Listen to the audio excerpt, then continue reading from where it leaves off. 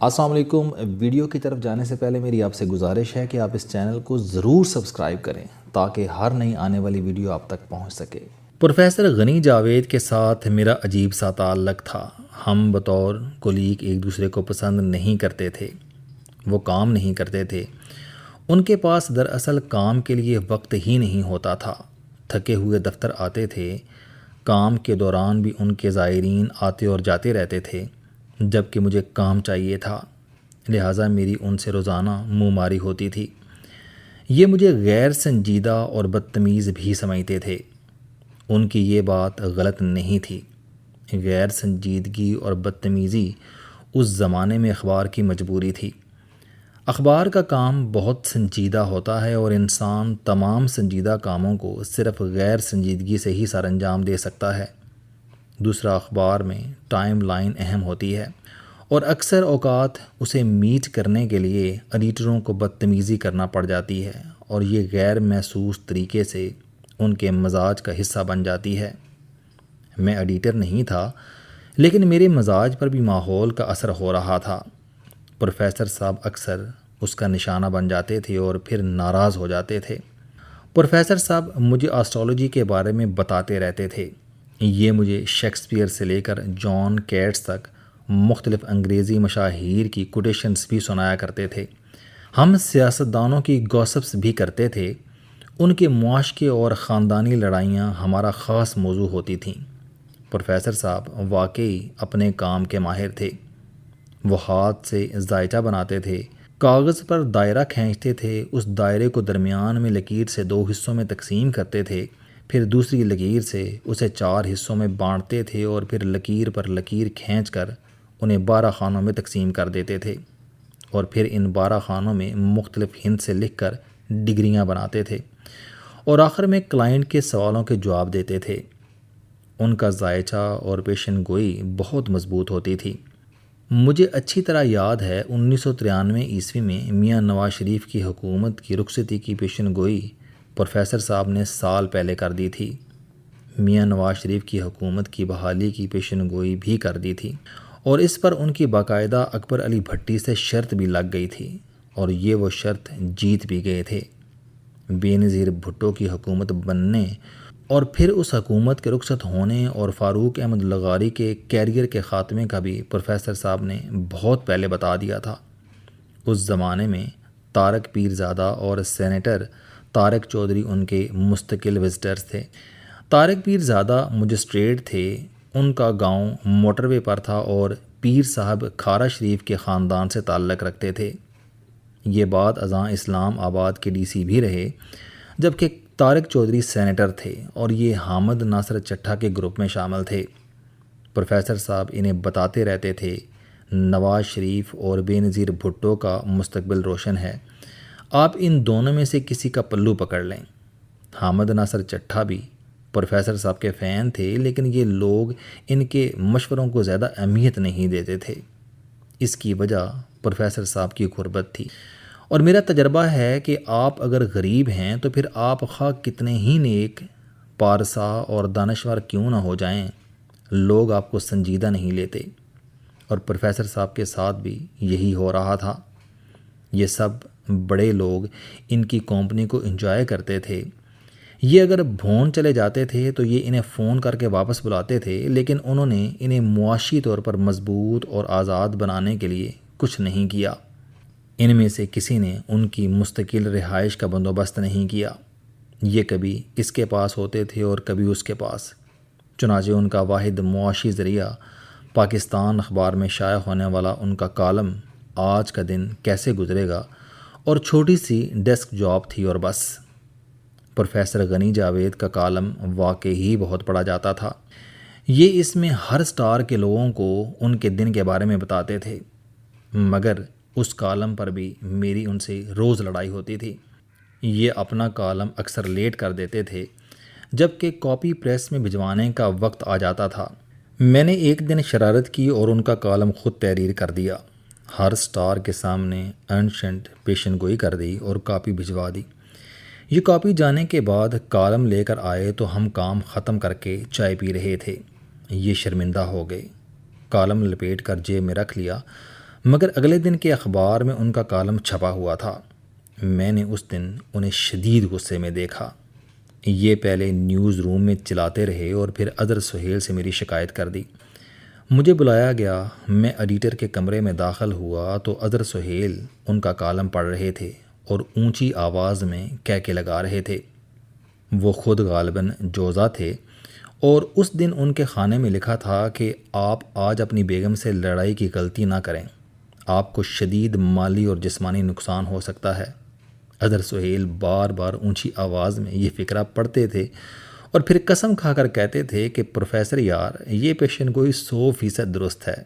میری آج صبح بیوی سے لڑائی ہوئی، اس نے میرے پاؤں پر گلاس مار دیا، میں لنگڑا ہو کر دفتر آیا ہوں۔ اس کے ساتھ اس نے میری جیب سے 2000 روپے بھی نکال لیے۔ یہ پیشن گوئی حرف بحرف سچ ثابت ہوئی۔ آپ یقین کرو، جاوید چودھری آپ سے بڑا اسٹرالوجر ہے، چنانچہ آئندہ کالم پر نام آپ کا چھپے گا اور لکھے گا یہ، اور آپ کی آدھی تنخواہ بھی اس کو جائے گی۔ پروفیسر صاحب کرسی پر چیں بچیں ہو رہے تھے۔ بہرحال آخر میں ہماری صلح ہو گئی اور میں نے ان سے معذرت کر لی، لیکن میں کبھی کبھار ان کا کالم لکھتا رہا۔ پروفیسر صاحب شروع میں ناراض ہوتے تھے، مگر پھر یہ عادی ہو گئے اور جس دن یہ زیادہ مصروف ہوتے تھے اس دن یہ فون کر کے کہہ دیتے تھے میں کاپی کے بعد آؤں گا، اور یہ اشارہ ہوتا تھا کہ آپ بے شک میرا کالم لکھ دو، اور میں اگلے دن کے لیے لوگوں کے مقدر کا فیصلہ کر دیتا تھا۔ پروفیسر صاحب بہت معصوم، بے لوث اور سخی انسان تھے۔ یہ لوگوں سے فیس نہیں لے سکتے تھے اور یہ عادت ان کے انتقال تک جاری رہی۔ 1996 میں میاں نواز شریف دوسری مرتبہ وزیر اعظم بن گئے۔ اکبر علی بھٹی ان کی ہٹ لسٹ میں پہلے نمبر پر تھے، چنانچہ میاں صاحب نے آتے ہی انہیں بیلنے میں دے دیا۔ ان کا سارا کاروبار برباد ہو گیا۔ پاکستان اخبار بھی اجڑ گیا۔ آدھا اخبار مجیب الرحمن شامی صاحب کے پاس چلا گیا اور آدھا سردار خان نیازی کے قبضے میں۔ یوں پاکستان مغربی اور مشرقی 2 حصوں میں تقسیم ہو گیا۔ میں اس سے قبل ہی پاکستان سے فارغ ہو گیا تھا۔ اکبر علی بھٹی نے اظہر سہیل کے بعد حامد میر کو ایڈیٹر بنا دیا تھا۔ میر صاحب جوان اور گرم جوش تھے، میں انہیں پسند نہیں آیا، چنانچہ انہوں نے مجھے نکال دیا۔ مجھے اچھی طرح یاد ہے، میں جب اخبار کی سیڑھیاں اتر رہا تھا تو پروفیسر صاحب اوپر چڑھ رہے تھے۔ یہ مجھ سے ناراض تھے، لیکن میرا اترا ہوا چہرہ دیکھ کر پریشان ہو گئے۔ مجھے ساتھ لیا اور ہم میلوڈی کے ایک چائے خانے میں بیٹھ گئے۔ میں نے انہیں بتایا میں نوکری سے فارغ ہو گیا ہوں۔ انہوں نے فوراً کاغذ نکالا، حساب لگایا اور اس کے نیچے پنجابی میں لکھا کپڑے کو لات راس آ گئی ہے، اور پھر وہ کاغذ لپیٹ کر میری جیب میں ٹھونس کر بولے جیدو، تم بہت جلد وہاں تک جاؤ گے جس کے بارے میں تم نے سوچا بھی نہیں۔ بہرحال میں ڈیلی پاکستان سے چلا گیا اور چند ماہ بعد سارے ہی چلے گئے۔ حامد میر بھی فارغ ہو گئے، بلکہ رکیے اکبر علی بھٹی بھی فارغ ہو گئے، اور یوں بندہ رہا اور نہ بندہ نواز۔ پروفیسر صاحب اس کے بعد پی سی راولپنڈی میں بیٹھنے لگے۔ وہاں ان کے کسی مرید نے انہیں ہاشوانی صاحب سے کمرہ لے دیا تھا اور یہ وہاں آفیشل اسٹرالوجر ہو گئے تھے۔ میری ان سے کبھی کبھی ملاقات ہو جاتی تھی، لیکن پھر یہ ملاقاتیں بھی بند ہو گئیں۔ اس سال اپریل کے شروع میں طارق پیرزادہ کا فون آیا اور انہوں نے بتایا کہ پروفیسر صاحب میرے پاس ہیں اور یہ آپ سے ملنا چاہتے ہیں۔ میں نے فوراً ڈرائیور بھجوا کر انہیں پک کرا لیا۔ ان کی عمر اس وقت 95 سال تھی، بہت کمزور ہو چکے تھے۔